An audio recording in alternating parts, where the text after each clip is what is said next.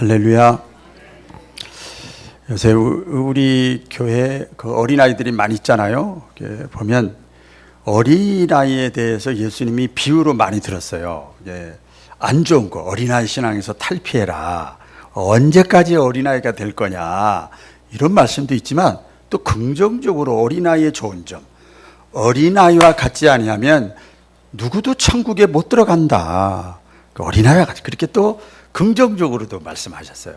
애기들 이제 좀 걸어 다니고 또 좀 사람 알아보고 할 때 제가 또 이렇게 또 아는 척 좀 하고 그러면 제가 잘생겼는데도 이상한가 봐요. 막 우는 애도 있어요. 그래서 아이고 야 괜찮아 뭐 그냥 아무리 해도 딱 그때 누가 쳐다보냐면 딱 엄마 쳐다봐. 뭐 여참 딱 하고 할머니 쳐다봐요. 어떤 일이든 간에 그때 제일 먼저 바라보는 사람이 자기가 신뢰하는 사람이야. 그렇죠?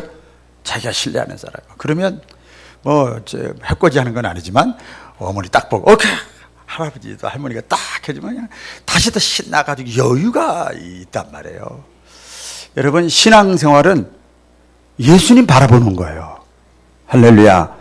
이런 일이 있던 저런 일이 있던 자 이걸 부정적인 관점에서 인생이 허무에 살다 보니까 내 집도 있고 하루 세끼 잘 먹고 사는데 늙어가는 것 때문에 희망도 없고 그래서 인생이 갑자기 낙엽이 좋아지고 석양이 좋아지고 허무하고 아이고 이럴 때 예수님 바라봐야 돼요. 할렐루야. 또 이거 좀 보편이 고상한 거고요. 좋은 일이 있어. 찰나가 내가 너무너무 내 삶이 편하고 좋아. 그때도 예수님 바라봐야 돼요. 할렐루야. 어떤 경우든지 간에 무슨 일을 만나든지 좋은 일이든 안 좋은 일이든 그때 예수님을 바라보는 거예요. 여러분 성경에 믿음이라는 말 많이 나오잖아요. 물론 사랑, 믿음, 소망이 있는데 믿음이라는 건 추상명사예요. 그렇죠? 추상명사. 컵은 컵 하나로 다 끝나지만 충분히 이해가 되지만 믿음 하면 추상적이야. 사람마다 다 믿음 생활하는데 자기가 받아들인 믿음으로 그 생활을 하는 거예요. 그래서 성경에 비유로 많이 들었습니다. 믿음이라는 건 의지하는 거다. 의지하세 의지하세 주 의지하세 찬양 있잖아요. 믿음이라는 건 추상명사 의지하는 게 믿음이에요. 또 믿음이라는 게 뭐냐? 붙잡는 게 믿음이에요. 할렐루야. 끝까지 내가 받은 은혜, 내가 깨달은 것, 성령의 감동이 온 것, 나에게 보여준 것, 나에게 말씀한 것, 그걸 다시 막 리바이벌 해가지고 막 꽉 붙잡는 게 믿음이에요. 또 성경에 보니까 믿음이라는 것이 뭘 믿음이냐? 맡겨라. 너의 인생길을 여호와께 맡기라. 그리하면 너의 인생길을 지도해 주시리라. 맡기는 거예요. 믿음이라는 건 맡기는 거예요. 자, 오늘은요, 믿음이라는 게 또 뭐냐, 추상? 바라보는 거예요. 따라 보겠습니다. 바라보자. 바라보는 거예요. 그래서 제가 주제를 이렇게 잡았어요. 예수를 바라보고 기적을 경험하라. 같이 해보겠습니다. 예수를 바라보고 기적을 경험하라.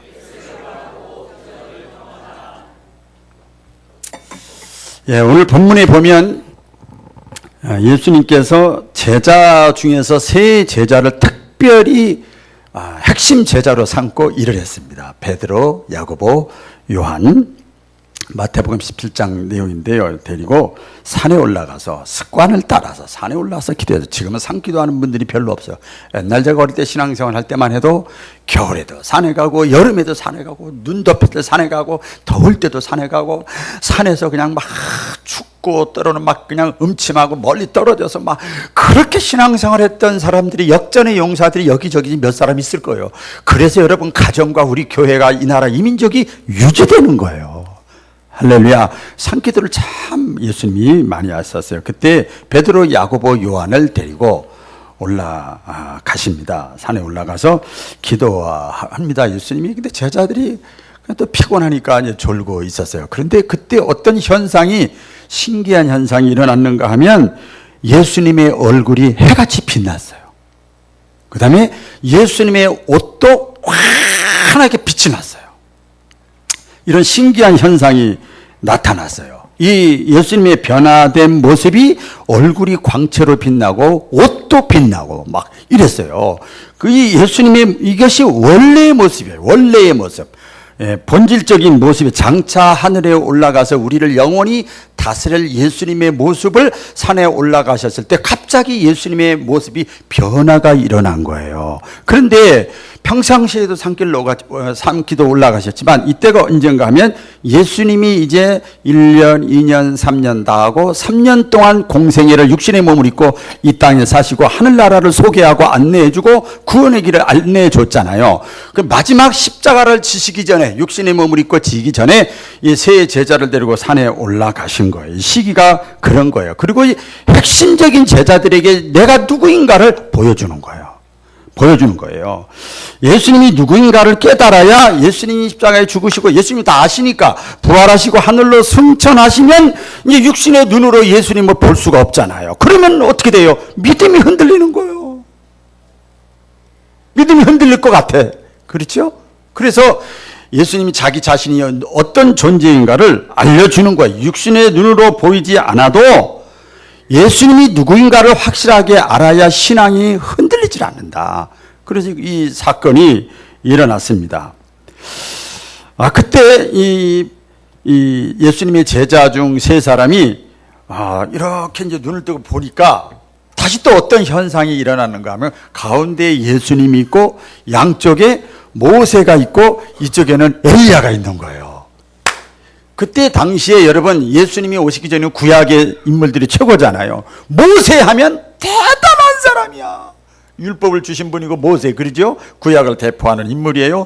엘리야 하면 여러 선지자들이 엄청 수백 명 있는데 가장 능력이 많은 사람이 엘리야예요. 그래서 유대인들이 가장 신앙적으로 존경하고 위대하게 봤던 사람이 바로 모세하고 엘리야였어요.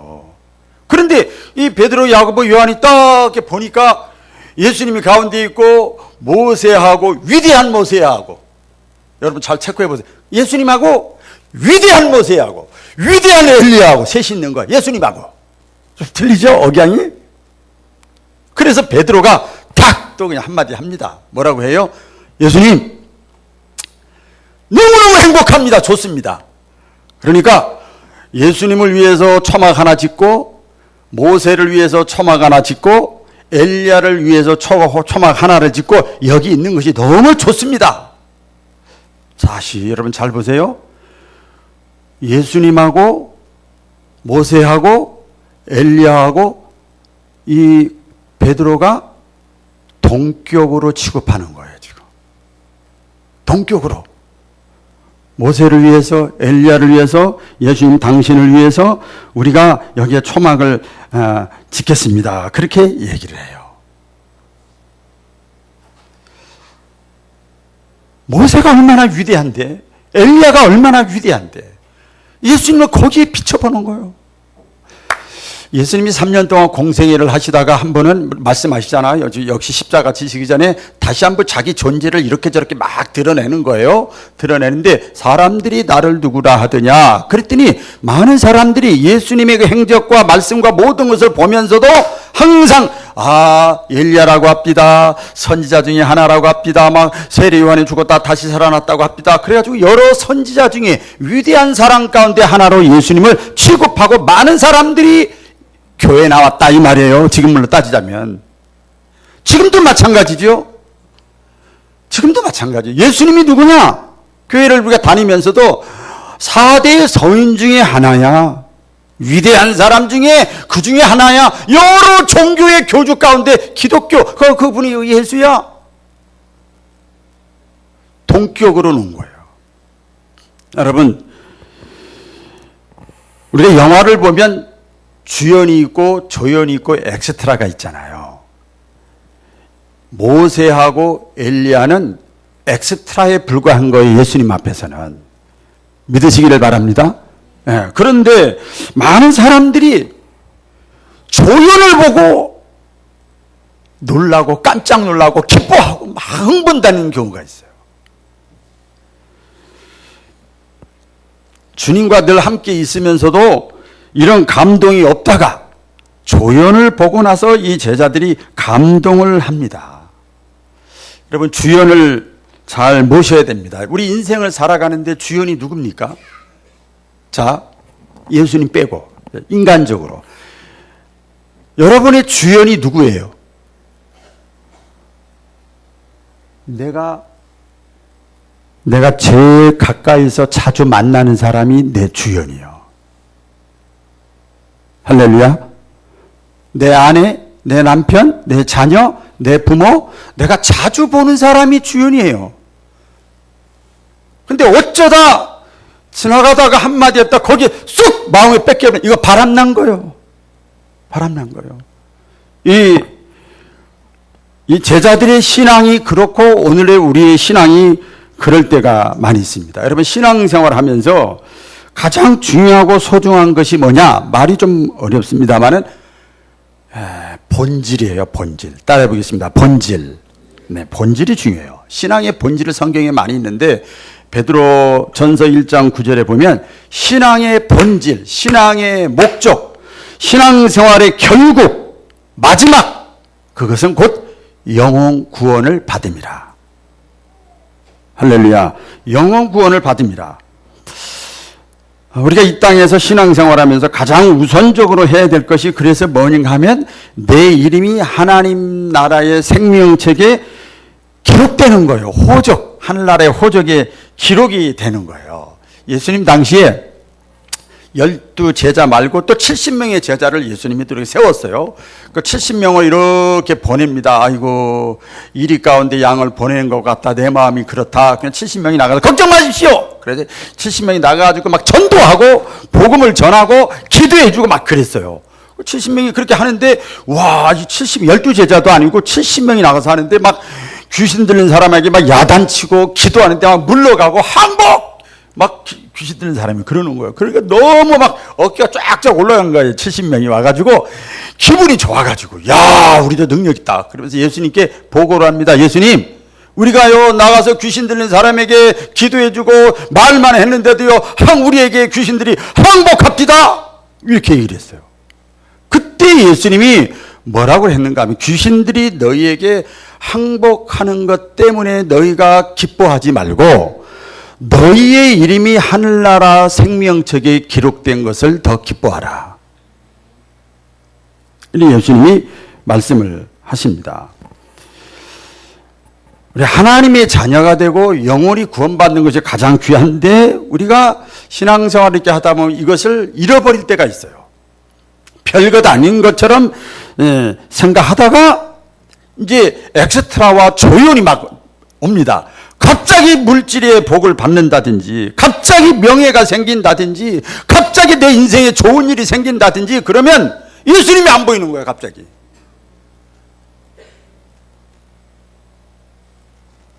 나에게 좋은 일이 생기고 예수 없어도 얼마든지 가능한 일이 나에게 다가오면은요 예수님이 안 보이는 거예요. 그게 너무 좋게 보이는 거예요. 그게 더 위대하게 보이는 거예요. 그게 더 나에게 유익이 될 것 같아. 여러분, 잠언서는 지혜서입니다. 잠언 22장 1절에 보면 이런 말씀이 있습니다. 많은 재물보다 명예를 택할 것이요 은이나 금보다 은총을 더욱 택할 것이니라. 이 은총이라는 건 생명이에요. 할렐루야. 생명, 더 말씀드리면 구원이고 영생이에요. 그러니까 물질이나 명예나 이 세상에서 얻어지는 그 모든 것들은 생명에 비하면 조연이죠. 소품이죠. 엑스트라죠. 자, 그걸 제가 증명해 볼까요? 병원에 입원했어. 암이 걸렸대요. 사고가 났대요. 얼마 못 살 것 같대요. 질병이 걸리고 그랬어요. 그러면 어떻습니까? 자기가 지금까지 주요로 생각했던 친구들, 물질들, 명예들, 취미, 여행 가는 거 다 좋은 거지만 그때는 이게 관심이 없어지는 거야. 왜? 내 생명이 더 중요해. 할렐루야. 내 생명이 더 중요한 거잖아요. 이때 하늘에서 소리가 납니다. 하늘에서 뭐라고 소리가 나는가 하면 자, 베드로, 야고보, 요한이 모세와 엘리야가 위대하게 보인다고 생각됐을 때 하늘에서 음성이 들립니다. 다 같이 읽어보겠습니다. 시작. 이는 내 사랑하는 아들이요 내 기뻐하는 자니 너희는 저의 말을 들으라. 이는 내 사랑하는 아들이요 내가 기뻐하는 자니 베드로, 야고보, 요한 너희들아 너희는 저의 말을 들으라. 그러니까 모세도 보이고 엘리야도 보이지만 여러 가지 보여요. 명예도 보이고 물질도 보이고 뭐 다 보이지만 예수님만 바라보라는 거예요. 할렐루야. 예수님을 바라보라는 뜻이에요. 그렇게 대단하게 보였던 이 모세와 엘리야, 그래서 이 사람들이 다시 또 눈을 팍 비비고 말해요. 다시 쳐다보는 거예요. 다시 눈을 떠서 오늘 말씀해 보니까 다시 그래? 딱 보니까 오메 모세가 사라졌어요. 엘리야가 사라졌어요. 자, 그 다음 8절 읽어볼까요? 시작.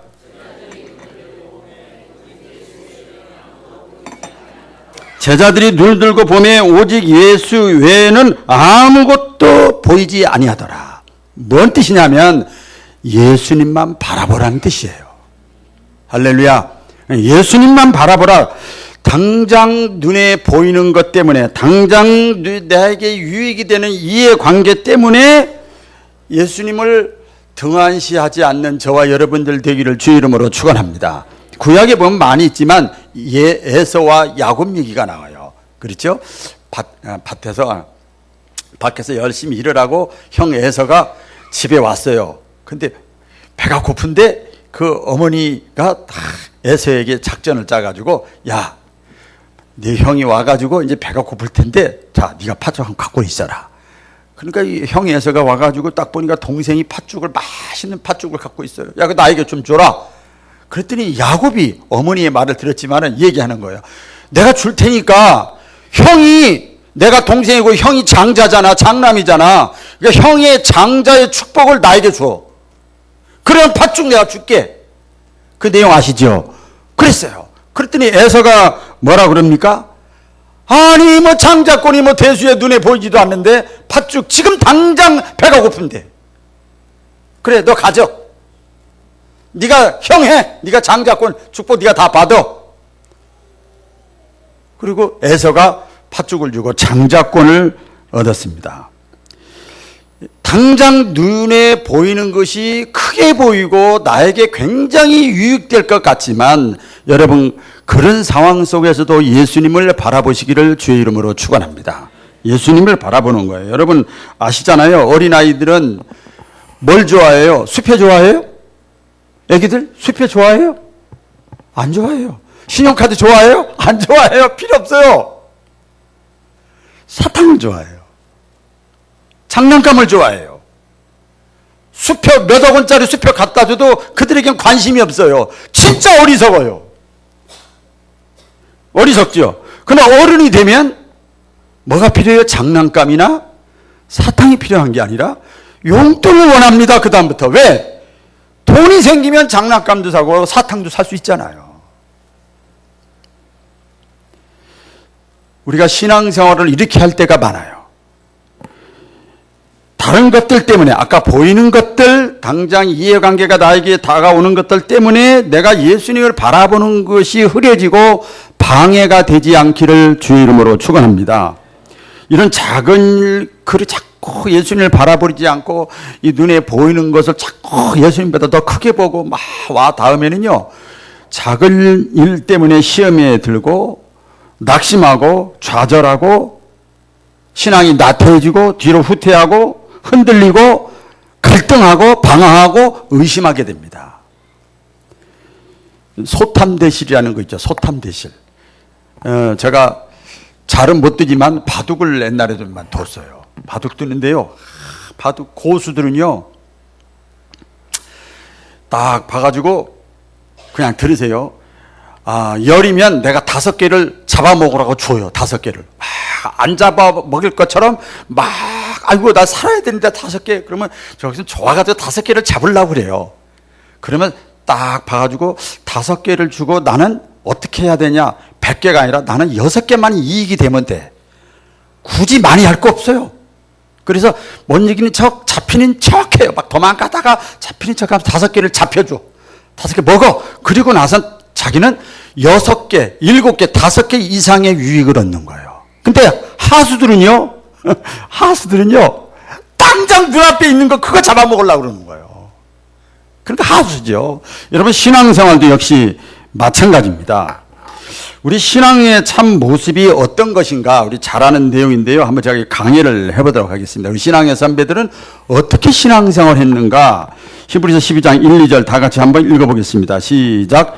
이러므로 우리에게 구름같이 둘러싼 허다한 증인들이 있으니 모든 무거운 것과 얽매이기 쉬운 죄를 벗어버리고 인내로서 우리 앞에 당한 경주를 경주하며 믿음의 주요 또 온전케 하시는 이인 예수를 바라보자. 이 히브리서는 믿음장이거든요. 믿음 생활을 어떻게 해야 되는가? 우리 신앙의 선배들은 신앙생활을 어떻게 했는가 봤더니 여기 보니까 이러므로 우리에게 구름같이 둘러싼 허다한 증인들이 있으니 우리보다 먼저 신앙생활을 많이 제대로 했던 많은 신앙의 사람들이 있어요. 있는데 이 사람들이 어떻게 신앙생활을 했는가 하면 믿음의 길을 가고 교회 다니고 신앙생활을 해도 어려운 문제가 자꾸 생기는 거예요. 그게 무거운 거예요. 무거운 거. 모든 무거운 것. 물질 때문에, 건강 때문에, 자녀 때문에, 여러 가지 때문에 무거워 가볍게 다녀야 되는데 그것이 무겁게 다가올 때 또 얽매이기 쉬운 것들이 있어요. 나를 꼭꼭 묶어내. 사람 인간관계 때문에 빠져나올 수가 없어. 이럴 수도 없고 저럴 수도 없고 그래서 그 습관도 버리지 못하고 이걸 나를 얽매는 거예요. 그런데 그 무거운 것과 얽매이는 것들이 결국은 나를 죄짓게 만드는 거예요. 그렇죠? 모든 무거운 것과 얽매이기 쉬운 뭐를 벗어버려요? 죄를 벗어버리라. 힘들고 어렵고 올가매고 무겁고 막 이러면은요, 그때 내가 내 자신도 모르게 죄 짓는 거예요. 죄 짓는 거예요. 수렁에 빠지는 거예요. 근데 믿음이라는 게 뭐냐?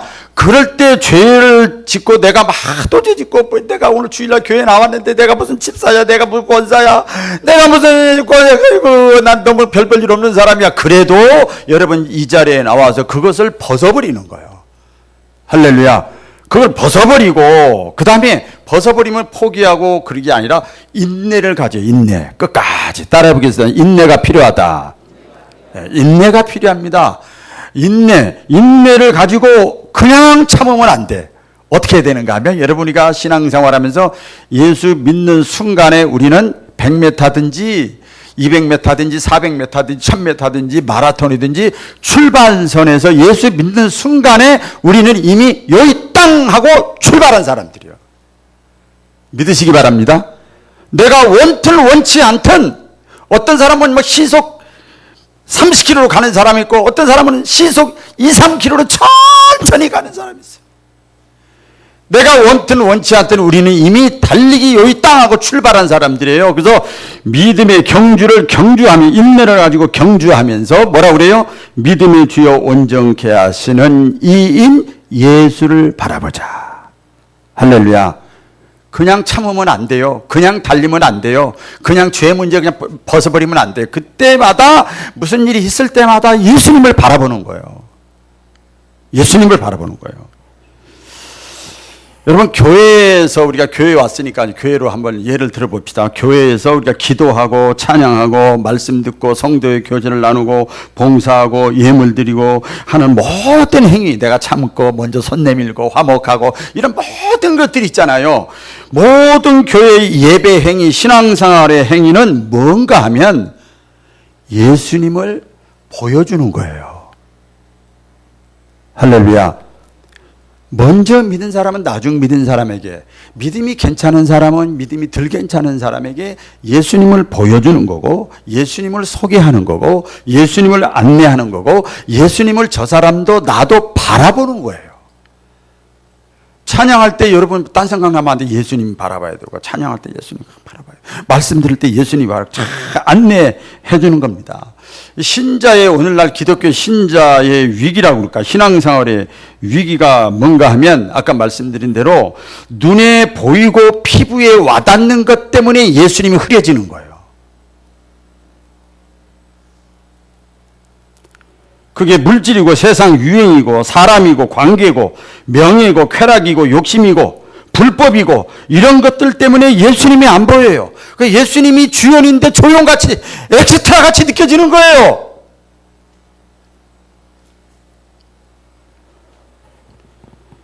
여러분 기억을 하세요. 세상 것이 아무리 그럴듯하게 유혹해도 유혹이 와도 예수님을 바라보시기를 축원합니다. 아무리 내가 힘든 일을 만나도 왜 나에게 이런 일이, 왜 나에게 이런 아픔이, 왜 나에게 천분의 만분의 일이 일어나는지 내 삶 가운데 일어나, 그때 예수님을 바라보라는 거예요. 그때 예수님을 바라보는 거예요. 먹고 살만 해도 예수님 안 바라보는 것도 문제지만 힘들고 어렵다고 그래서 자포자기하는 것도 문제입니다. 그때마다 주바라기가 돼야 돼요. 주님을 바라봐야 돼요. 여러분 구약의 고난의 대명사라고 있는 욥기 있잖아요. 욥 한번 보시기 바랍니다. 23장 9절. 자, 고난 속에서도 이렇게 고백을 했습니다. 다 같이 시작. 그가 왼쪽에서 일하시나 내가 만날 수 없고 그가 오른쪽으로 돌이키시나 배울 수가 없구나. 여기 보니까 욥이 깨달은 게 내가 고난 중에 낙심 중에 극복할 수 있었던 이유는 내가 고난 중에도 하나님이 내 오른편에 계시고 왼편에 계시고 뒤에도 계시고 앞에도 계시는데 내가 그걸 몰랐었구나. 욥이 깨달은 거예요. 고난 중에서 깨달은 거예요. 최종 고백이 또 있죠. 23장 10절 다 같이 시작. 그러나 내가 가는 그 길을 그가 안 하니 그가 나를 단련하신 후에는 내가 순금같이 되어 나오리라. 여러분 욥의 하나님이 저와 여러분의 하나님인 것을 믿으시기를 바랍니다. 다시 오늘 본문에 돌아가면 모든 것이 다 사라져요. 모세도 사라지고 엘리야도 사라졌어요. 다 사라지고 예수님 외에는 다른 것이 보이지 아니하더라. 이렇게 기록이 됐습니다. 그래서 예배 드리는 자들은요, 여러분 찬양을 할 때도 예수님 바라보는 데 집중해야 되고 말씀을 들을 때도 육신의 눈으로는 저를 바라보고 있지만 여러분의 마음의 눈으로는 예수님을 바라보는 거예요. 저는 도구에 불과한 겁니다. 주의를 감당할 때도 예수님을 바라보는 거예요. 예수님 바라보고 계시죠? 저도 그런 생각을 많이 해요. 예수님 지금 보고 계시죠? 내가 수고하고 땀 흘리고 희생하고 욕먹고 억울한 예수님 지금 바라보고 계시죠? 예수님 바라보는 거예요. 세상에서 살 때도 하나님이 나와 함께 하신다는 걸 믿고 예수님을 바라보는 거예요. 그래서 바라보면 곧 믿음입니다. 믿음. 그렇게 주님을 바라보면 그때 주님이 만나주시는 거예요. 그때 주님이 해결해 주시고 그때 주님이 일하시는 거예요. 이걸 기적이라고 그럽니다. 이걸 기적이라고 그래요. 우리가 예수님을 바라보면 예수님이 보이기 시작하면요 우리의 삶 가운데 기적이 나타납니다. 많이 있지만 베드로 있죠 여러분. 베드로가 예수님 갈릴리 바다에서 예수님 바라봤을 때는 물 위를 걸었어요. 언제는 물 위로 걸었다고요? 예수님 바라볼 때 물 위로 걸었어. 그러다가 갑자기 이렇게 하고 딱 보니까 내가 바다 물 위에 걸어다니고 있어. 풍랑 바다를 본 순간에 빠졌어요. 예수님을 바라봐야 됩니다. 여러분 지금부터 여러분들이 아멘 하시면 좋겠습니다. 크게 여러분 아멘만 하시면 돼요. 풍랑이 있어 예수님을 바라보면 풍랑이 있어도 잔잔해집니다. 예수님만 바라보면 불안했던 마음도 평안해집니다.